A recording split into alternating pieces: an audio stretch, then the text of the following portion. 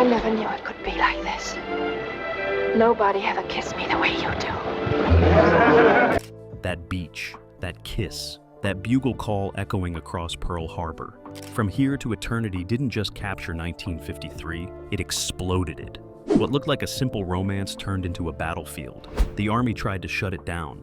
The censors wanted it buried. And one washed-up crooner, he bet his entire career on a single role they didn't want to give him. These are 20 weird facts about From Here to Eternity. And the bonus? A swimsuit that caused more problems than the entire Japanese attack. Roll call. This story goes deeper than any barracks inspection. Number 1. Frank Sinatra was dying. Not literally, but professionally, his career was circling the drain in 1952. His voice had deteriorated, his record sales had collapsed, his movie studio dropped him, his wife left him, and the world that once screamed his name, it moved on without looking back. He was 37 years old and washed up. Then he read James Jones's novel, From Here to Eternity, and saw himself in Maggio, the scrappy Italian soldier who gets beaten to death for refusing to break. Sinatra didn't just want the role, he needed it like oxygen. But Columbia Pictures had zero interest. They wanted established names, serious actors, anyone but a fading singer with a drinking problem and tabloid baggage. Sinatra called, he begged. He offered to do it for free, not scale, literally nothing. The studio said no, so he kept calling, every day, every week. He showed up at producer Harry Cohn's office unannounced. He sent letters, he made promises. And finally, after months of relentless pursuit, Cohn gave in, not because he believed in Sinatra, but because he was tired of hearing from him. The paycheck was $8,000, a fraction of what Sinatra once commanded. But he took it. He flew to Hawaii, and he gave the performance that saved his life. Number 2. Montgomery Clift didn't act. He became. When he signed on to play Private Robert E. Lee Pruitt, the principled boxer who refuses to fight, he didn't show up and read lines. He enlisted. Weeks before filming started, Clift moved into an actual Army barracks in Hawaii. He slept on a cot. He ate mess hall food. He drilled with real soldiers. He learned to play the bugle until his lips bled, and he studied every movement, every gesture, every piece of military protocol like his life depended on it. The other actors thought he was insane. Director Fred Zinnemann thought he was brilliant. Clift insisted on doing his own boxing scenes. No stunt doubles, no pulled punches. He took real hits, got real bruises, and bled real blood. During the famous stockade beating scene, the crew had to stop filming because Clift was too convincing. They thought he was actually dying. He wasn't. He was just that committed. His method wasn't about showing off, it was about truth. And when the cameras rolled, you couldn't tell where Clift ended and Pruitt began because in those moments, they were the same person. The performance didn't just earn him an Oscar nomination, it redefined what film acting could be.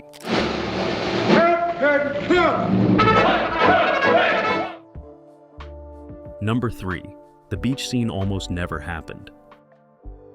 That iconic moment, Burt Lancaster and Deborah Kerr rolling in the Hawaiian surf, tangled in passion and crashing waves, it wasn't in the script, at least not like that. The original scene was set indoors, fully clothed, a simple romantic conversation. But director Fred Zinnemann had a problem. The censors were breathing down his neck. The production code forbade adultery, passionate embraces, anything that suggested sex outside marriage. And the entire plot of From Here to Eternity revolved around an affair between a married woman and a soldier. Zinnemann needed to show their passion without showing anything explicit. So he moved it outside. He put them on the beach at night. He dressed Kerr in a conservative one-piece swimsuit. And he let the ocean do the rest. The waves crashed over them. The sand clung to their skin. And somehow, without showing anything the censors could cut, it became one of the most erotic scenes in cinema history. The crew watched in silence. Lancaster later admitted he was embarrassed. Kerr said it was freezing. But when they saw the footage, everyone knew. They'd accidentally created movie magic.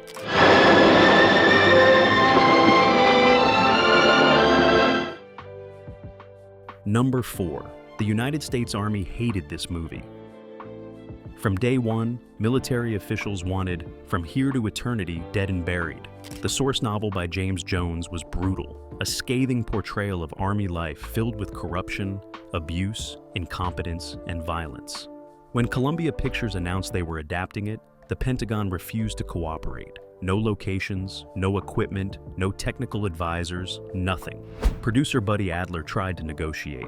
He promised to soften the criticism, remove the worst elements, make the officers more sympathetic.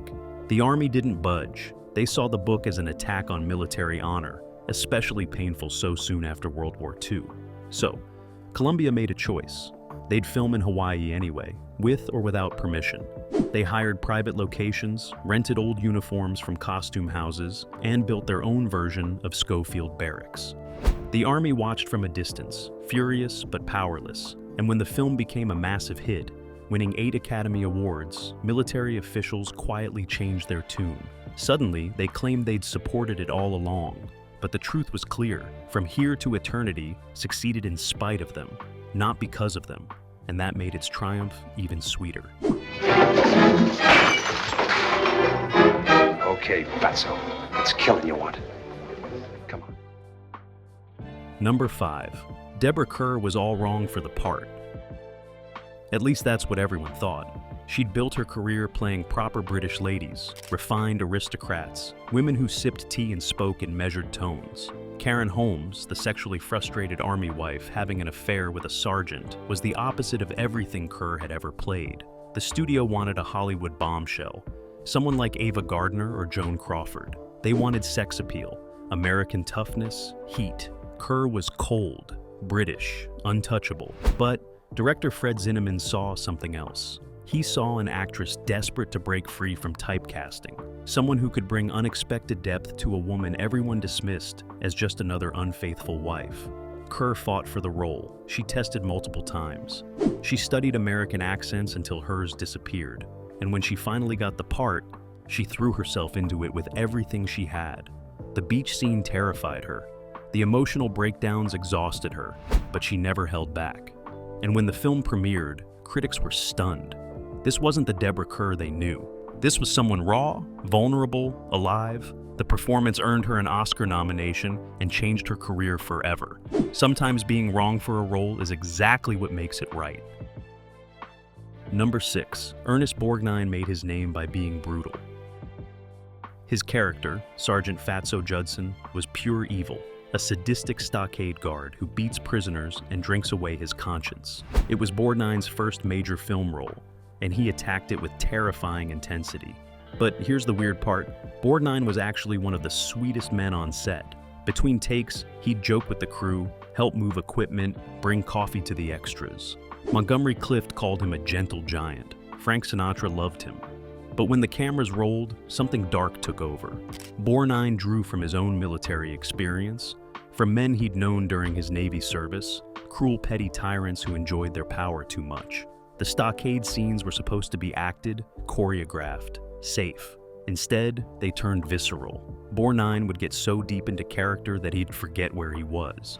During one take, he hit Sinatra so hard the singer's ear started bleeding. The crew gasped. Sinatra waved them off, insisted they keep rolling. That's the take they used in the film.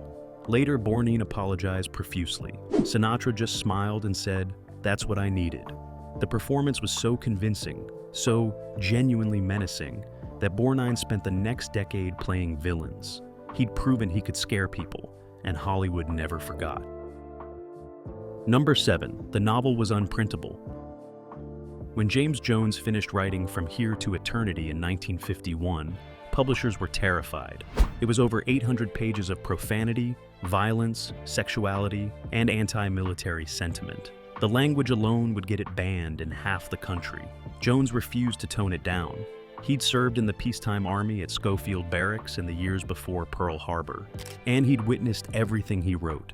The incompetent officers, the brutal hazing, the alcoholism, the prostitution, the fights. It was all real. Finally, Scribner's agreed to publish it, but only after heavy editing. Entire chapters were cut. The profanity was reduced but not eliminated. When it hit bookstores, it became an instant sensation and an instant scandal. Church groups denounced it. Veterans groups protested. The Army officially condemned it, and readers couldn't get enough. It spent 17 weeks at #1 on the New York Times bestseller list. Hollywood wanted it immediately, but adapting it meant another round of censorship. The screenplay removed the prostitution subplot, cleaned up the language, and softened the military criticism. What reached the screen was tamer than the book, but somehow the spirit survived. Jones hated the changes, but respected the film, and audiences got just enough truth to feel the power of his original vision.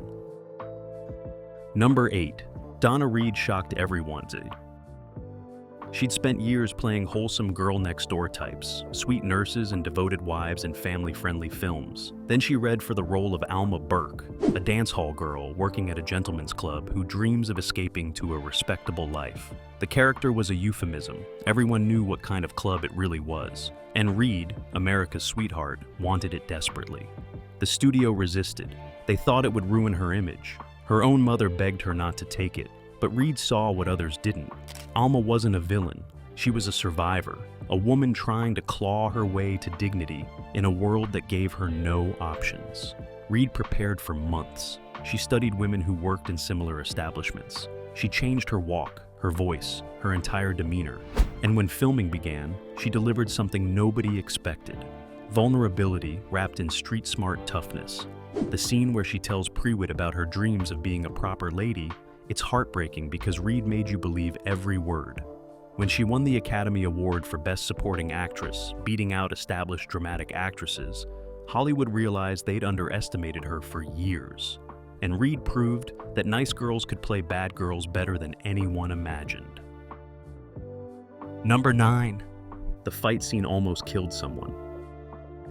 When Prewitt and Maggio take on their tormentors in the alley behind the bar, it was supposed to be staged carefully, choreographed down to every punch. Instead, it turned into a near riot. Montgomery Clift and Frank Sinatra insisted on doing their own stunts. No stunt doubles, no safety pads, just 2 actors in a dark alley. The supporting players, most of them actual soldiers hired as extras, got caught up in the realism. Punches that were supposed to miss, didn't. Bodies slammed into walls. Someone's nose started bleeding for real. Director Fred Zinnemann watched from behind the camera, torn between stopping the scene and capturing lightning in a bottle. He let it continue. Clift took a real hit to the jaw. Sinatra got knocked into a trash can. The whole thing spiraled into controlled chaos.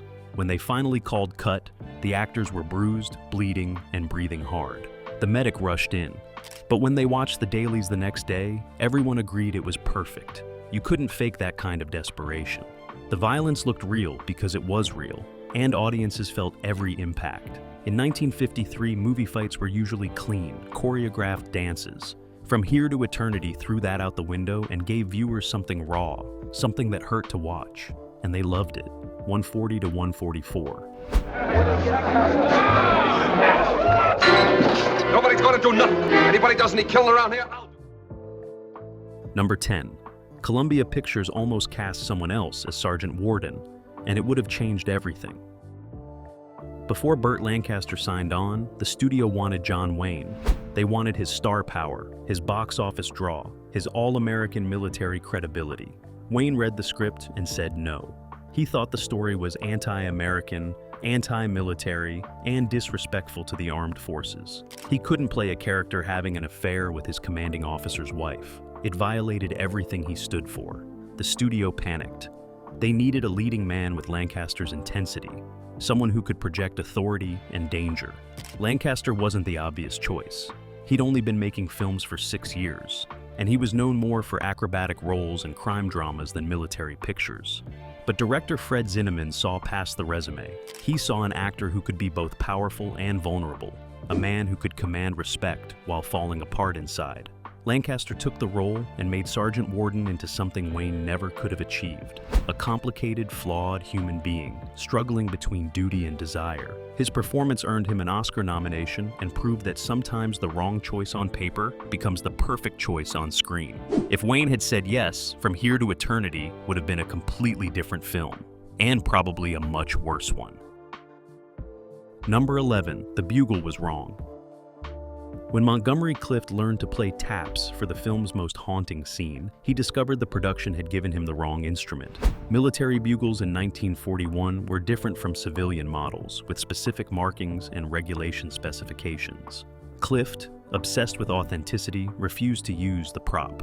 He tracked down a real army bugle from the period, borrowed it from a collector, and practiced until his embouchure was perfect. He'd wake up at dawn, stand outside his hotel, and play the mournful notes across the empty Hawaiian landscape.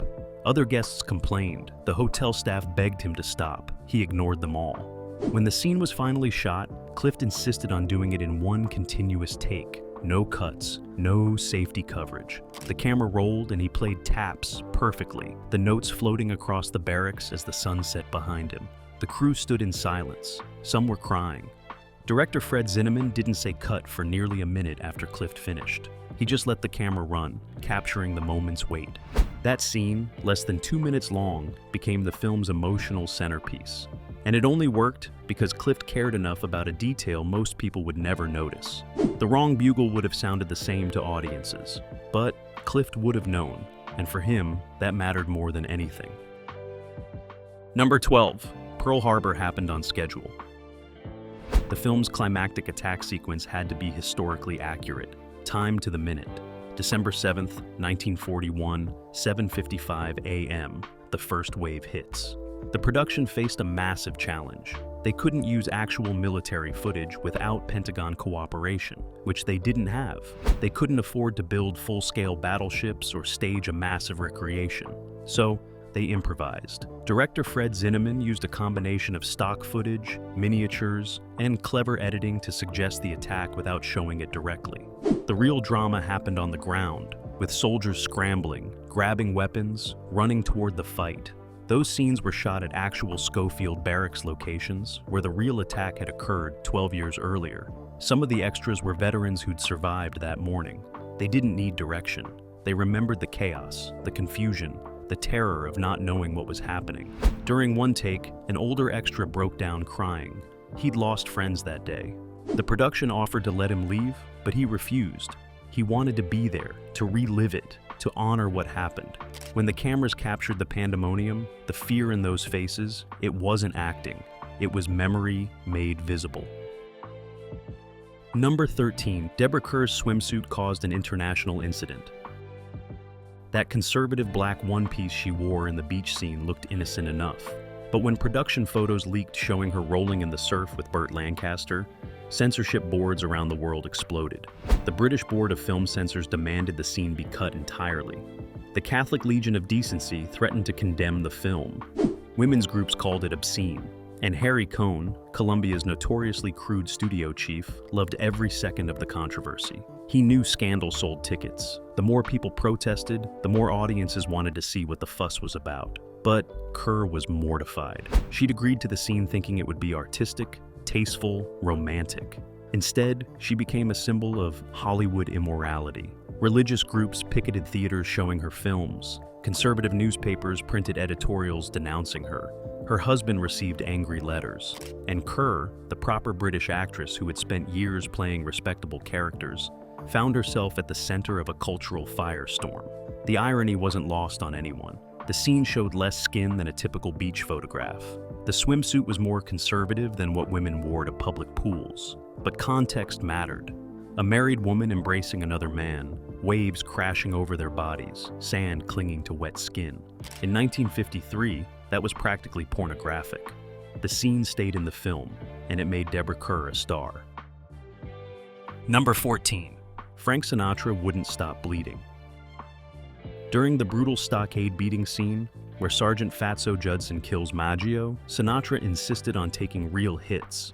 Ernest Borgnine pulled his punches, but the scene required Maggio to be visibly brutalized. So, makeup artists loaded Sinatra with blood capsules, fake wounds, and prosthetics. Between takes, they'd reapply everything, but Sinatra kept sweating through the makeup. The Hawaiian heat made everything run. Blood streaked down his face at the wrong times. Bruises smeared. The continuity was a nightmare. Finally, Sinatra made a suggestion. Stop using fake blood. Use real cuts. The makeup team was horrified. Director Fred Zinnemann refused, but Sinatra persisted. He wanted the scene to feel authentic, to make audiences believe Maggio was actually dying. Eventually, they compromised. Sinatra would do the scene in one long take, minimal cuts, to preserve continuity. They'd apply the makeup once and shoot until it was done. No resets, no do-overs. When cameras rolled, Sinatra gave everything. He screamed, he pleaded, he fought until his voice went hoarse. The crew watched in stunned silence as he transformed into a dying man. When Zinnemann finally called cut, Sinatra collapsed. He wasn't acting anymore. He was exhausted, emotionally destroyed, and he had delivered the performance that would win him an Academy Award. Number 15. The film's most famous line was an accident. When Sergeant Warden discovers Prewitt's body and mutters a bitter farewell, Burt Lancaster ad-libbed the moment. The script had written dialogue, but it felt wrong to Lancaster, too informal, too scripted. In that moment, Warden wouldn't make a speech, he'd just react. So, Lancaster threw out the lines and did what felt real. He looked down at Montgomery Clift's body, and the words came out raw, unpolished, human. Director Fred Zinnemann was furious. They'd have to reshoot. The scripted version was what the writers intended, but when they watched the dailies, everyone changed their minds. Lancaster's improvisation captured something the written words couldn't. Grief doesn't follow a script. It stumbles out however it can. The moment stayed in the film exactly as Lancaster performed it, and it became one of the most quoted lines in cinema history. Not because it was clever or poetic, but because it was true. Sometimes the best dialogue isn't written at all. Number 16, no one expected it to win. When Oscar night arrived in 1954, From Here to Eternity was nominated for 13 Academy Awards, but nobody thought it would sweep. The competition was fierce. Shane, Roman Holiday, Julius Caesar, all prestigious productions with powerful studio backing. From Here to Eternity had been controversial, problematic. A military film the military hated. But when the envelopes opened, it kept winning. Best Supporting Actor for Frank Sinatra, Best Supporting Actress for Donna Reed, Best Screenplay, Best Cinematography, Best Sound, Best Editing. The awards kept coming, and finally, Best Picture. The film won 8 Oscars total, one of the biggest sweeps in Academy history. Harry Cohn, the studio chief who'd resisted making it, who'd fought with the director and actors, stood on stage holding the Best Picture trophy and cried. He'd spent his career making cheap programmers and B-movies. This was his vindication, proof that Columbia Pictures could compete with the major studios. Fred Zinnemann, the quiet perfectionist director, finally got the recognition he deserved. And Frank Sinatra, the washed-up crooner who'd begged for a chance, walked away with an Oscar and a resurrected career. From Here to Eternity didn't just win awards, it changed lives. Number 17. Montgomery Clift never recovered. His performance as Prewitt was career-defining, a masterclass in understated intensity, but the role took something from him he never got back. Clift's method meant living inside Prewitt's skin, absorbing his pain, his stubbornness, his death. And when filming ended, Clift couldn't let go. He'd spent months being this character, and the separation felt like losing part of himself. Friends noticed he'd changed. He drank more, slept less, seemed haunted by something he couldn't name.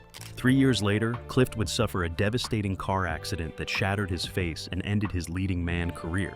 But those who knew him said the real damage happened earlier, during From Here to Eternity. He'd given too much, dug too deep, and found things he couldn't bury again.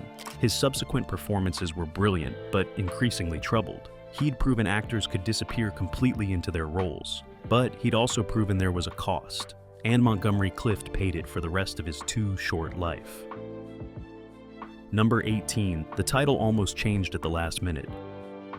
Columbia Pictures executives worried it sounded too literary, too highbrow for mainstream audiences. They wanted something simpler, more direct, more commercial. Suggestions included Pearl Harbor Story, The Barracks, and Soldiers' Women. Each one was worse than the last. James Jones, who'd sold the film rights, heard about the proposed changes and threatened to withdraw his support publicly. He'd chosen From Here to Eternity from a Rudyard Kipling poem, a meditation on mortality and legacy. The title carried weight, meaning beyond the simple story. Harry Cohn finally intervened. The title would stay, but marketing would emphasize the romance and action over the literary pretensions.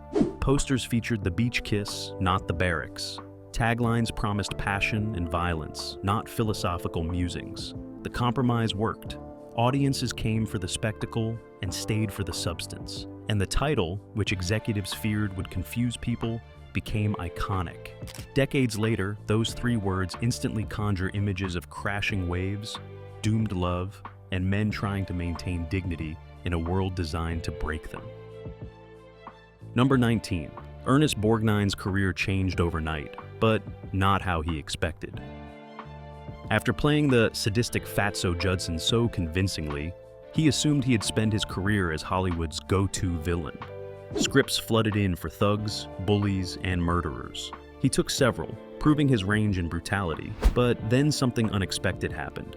Director Delbert Mann saw past the menace and cast Borgnine as a lonely butcher in Marty, a role requiring vulnerability, sweetness, and heartbreak. Borgnine was terrified. He'd spent years playing tough guys. Could he convince audiences he was capable of tenderness? The film shot quickly, on a tiny budget, with no expectations.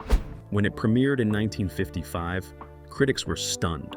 This was the same man who had beaten Frank Sinatra to death on screen. The performance earned Borgnine the Academy Award for Best Actor, one of the fastest villain-to-hero transformations in Hollywood history. And it all traced back to From Here to Eternity. By making Fatso Judson so terrifyingly real, Borgnine proved he could inhabit any character completely. The villain role opened the door, but his talent kicked it wide open. Number 20. The real soldiers who inspired the story never knew their legacy. James Jones based his novel on actual men he'd served with at Schofield Barracks from 1939 to 1941. The characters weren't invented, they were remembered, pulled from memory, and reimagined on the page. Prewitt was inspired by multiple boxers Jones knew who refused to fight for the regimental team, principled men who'd rather take punishment than compromise their beliefs. Maggio was a composite of Italian-American soldiers who'd befriended Jones during his service, wisecracking troublemakers with hearts bigger than their judgment. Sergeant Warden drew from several career non-commissioned officers Jones had observed, men who ran the army while officers took the credit. These weren't fictional creations. These men lived, breathed, fought, and in some cases died at Pearl Harbor on that terrible December morning. But when the book and film became famous, selling millions of copies and winning Academy Awards, Jones never revealed their real names. He'd changed enough details to protect their privacy and dignity. Some had families who wouldn't understand why their sons or husbands appeared in a controversial novel about army corruption and infidelity. Others had reputations to maintain, military careers that couldn't survive being associated with such brutal honesty. And some were simply gone, killed in the war that started the day the story ended, their voices silenced before they could ever object or take pride in their fictional counterparts. Years later, military historians and researchers tried to identify the real-life inspirations. They combed through service records, interviewed veterans, and found fragments, hints, tantalizing possibilities. But the complete truth remained locked in James Jones's memory, sealed behind a wall of loyalty and respect. Hite took those secrets to his grave in 1977. The men who had inspired one of cinema's greatest films remained anonymous soldiers, just as they had lived, unknown heroes behind unforgettable characters. Bonus fact: Deborah Kerr kept the swimsuit, but she never wore it again. After filming Wrapped, she quietly asked the costume department if she could have it as a memento. They agreed, assuming she'd treasure it as a souvenir from her breakthrough role.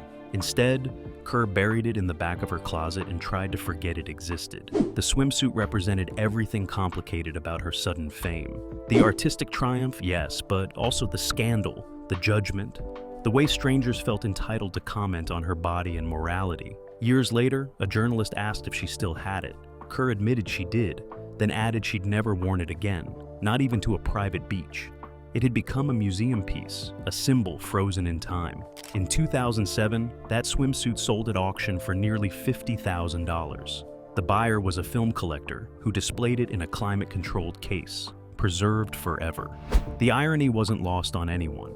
A modest one-piece swimsuit, more conservative than most, became one of cinema's most valuable costumes, not because of what it showed, but because of what it represented. The moment Hollywood proved that suggestion was more powerful than revelation, and that sometimes the most iconic images are the ones that leave everything to imagination.